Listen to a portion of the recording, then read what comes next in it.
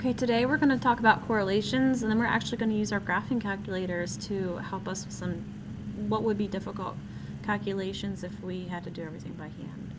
So the first thing I want to just remind you of is that a correlation is a relationship between two or more things. Now there's three main types that we typically see in mathematics. You can see that there's an uphill trend, so we call that a positive correlation. There's a downhill trend. We call that a negative correlation. And then you have no trend at all, and that's called no correlation.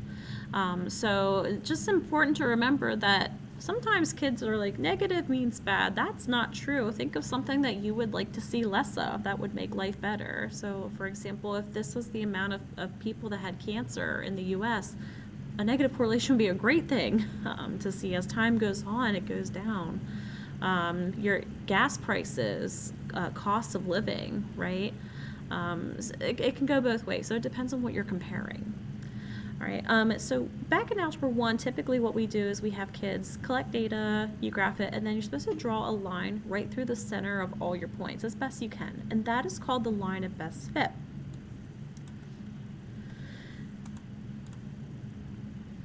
And the rule is that the closer the points are to that line, the stronger your correlation is. All right, there's a more direct uphill or downhill approach to that.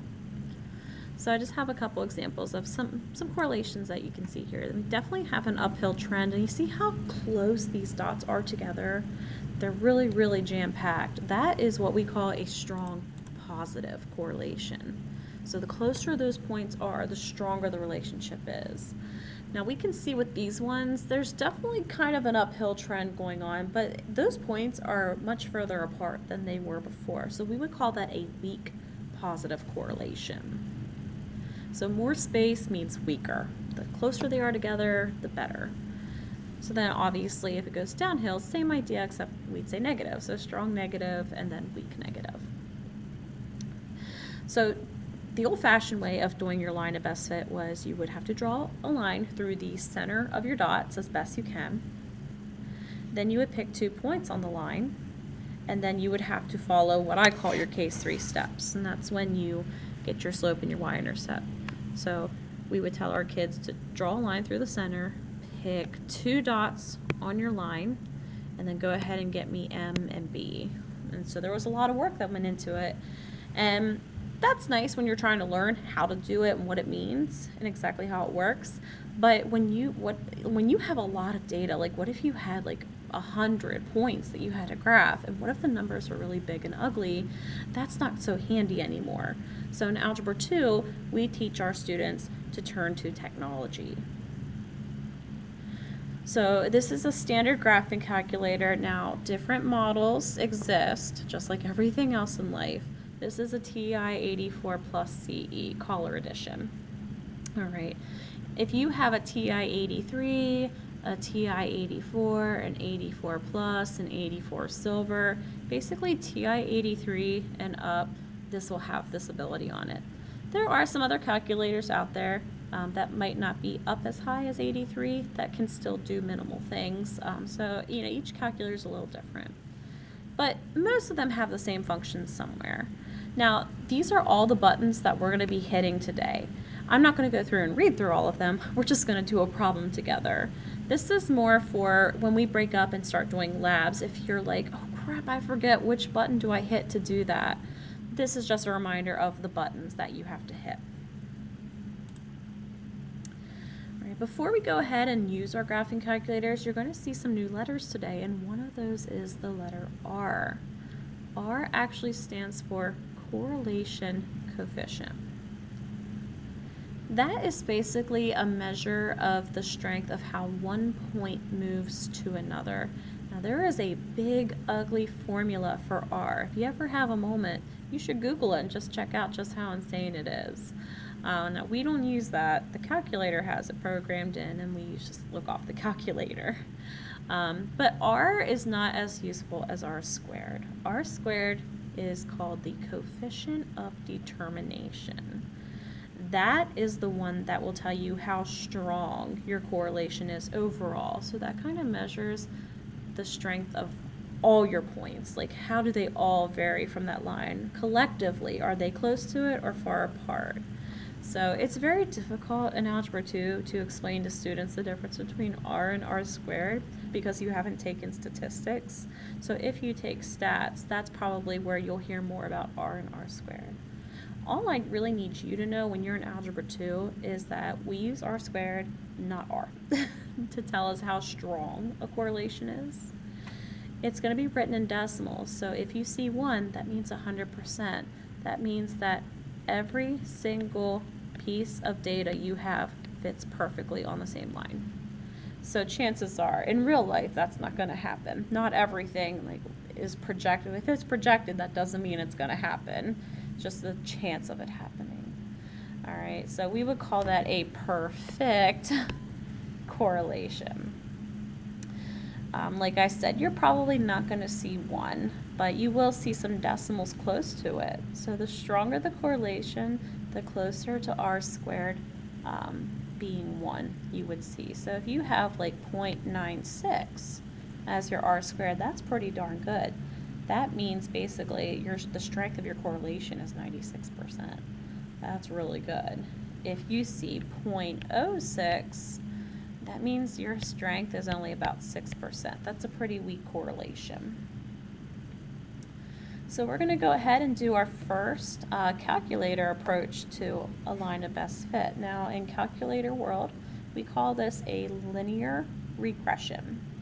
So what we're going to do is we're going to take all this data, we're going to stick it into our calculator, we're going to push a couple buttons, and that calculator is going to process and spit out the line of best fit for you. That is called performing a linear regression. So I'm going to have to take a moment here and do a split screen so I can show you how to do it on the calculator. All right, so the first thing you want to do is realize this is called STAT. It stands for statistics. Every single thing we do is in the STAT menu because this is a problem that involves data. Anything that involves data is statistics. So you're going to hit STAT. Then you're going to go down and just hit enter. You can see it's already highlighted on edit mode. So hit enter, and you should see a list of columns. Right. Typically we have L1, L2, L3, L4, etc. Now if you did not have these titles up here, that's when you want to get me or get your teacher involved and be like, can you help me change the names of these columns? But we like to have L1, L2, and so on. List, L is short for list. List 1 is going to be all your X values, so you're just going to start typing in your X's, 15, 20, and etc. Now, if you turn on a calculator, and there's already numbers in here, and you want to get rid of them, all you do is scroll all the way to the top, so that L1's highlighted, you hit clear, and then you hit the down arrow. Now your list should be ready to go. So what we're going to do is put in all of our X values. All right, so once you have all your data in, you just do a quick scour, make sure you typed all your numbers correctly. If you type anything wrong, it's not going to take it. Like right here, I can see right now this says 15 instead of 135. That's definitely going to change things up a little bit. All right, so once you have all your data in, you're going to hit Stat again. You're going to go to the right, and we want to perform a linear regression. So that is option 4. Go down to 4 and hit enter. It should already be preset. If it's not, you'd want to ask your teacher for help. It should be X's are L1, Y's are L2. And then we want to scroll down to calculate. So your equation of line of best fit is going to be 16.89x minus 355.32. They do not use M for slope, they will use A. So A is the slope of the line and B is the y-intercept. Now the next thing I'm going to ask for is your r squared value, but when I look at my screen I don't see any r squareds on there. That's a problem. The reason r squared is not showing up is because my diagnostics are turned off. It's really easy to fix. To turn them on, we're going to hit second and then 0. We're going to go into the catalog. You're going to scroll down until you get to diagnostic on. So it's right there. You're going to hit enter and enter one more time so that it says done. Now your R's are turned on, your diagnostics are turned on. So now you want to go to stat, and you just want to do the whole regression all over again. Go down, or go to right, calc, option 4, and all the way down to calculate.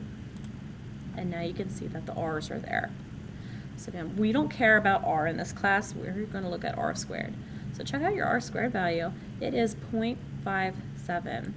So your coefficient of determination, you would say, is 0.57, and that means that your correlation is going to be weak. Your line of best fit is not very accurate. It's only about 57% of the strength that we want it to be. So if you want to word that in the mathy way, you would say only 57% of the data variance is described by the graph. In short terms, basically, that means that the strength of your graph is only 57%. It's pretty weak. And I just want to show you what that looks like on a coordinate plane, just because it's always interesting to see how it compares on a coordinate plane. So really quick, I'm going to turn my stat plot on. You won't have to do this, so don't worry about this. And I'm just going to show you. All right, so there's the data that you just put in your X and Y list. You can see that if you were to try to connect those with the line goes through these points pretty decently, but then these ones are just terribly off, right? They throw off the whole thing. It's almost like a giant curve. So that's why that's what that means. It means the line is not perfect for that. So what I want you to do is take the tables that are posted with the lesson online. There's 4 data tables, and I want you to perform your own regressions and just see if you end up getting these equations. That way you know if you're pushing all the buttons incorrectly and you know what you're doing.